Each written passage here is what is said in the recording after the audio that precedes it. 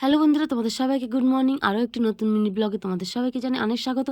সকাল সকাল বাসি ঘরের সব কাজকর্ম শেষে চলে এসেছি কলা পাড়তে।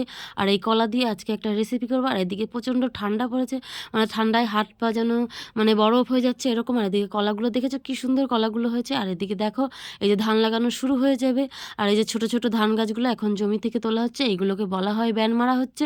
তো এখন সবাই মিলে এই যে ব্যান মারছে। তো তারপরে দেখো এদিকে এই ব্যান মারা হোক, আর আমি এদিকে দেখো ঘরে এসে তারপরে এই যে এখানে পুকুর থেকে মাছ ধরা হয়েছিল, তো মাছটা এখন কেটে নেবো, মাছ কেটে তারপরে রান্নাবান্না করে নেবো।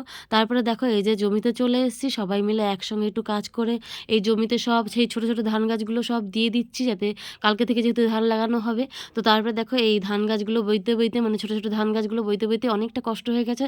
তো এই জন্য আমি এসে একটু গাছের তলায় বসলাম, আর পারছিলাম, মুখে টুকে পুরো কাদা লেগে গেছে। তো ঠিক আছে, চলো আমাদের বাড়িতে ধান লাগানো হোক, আর তোমরা সবাই আমার চ্যানেলটাকে সাবস্ক্রাইব করে দিয়ে আমার পাশে থেকো। টাটা।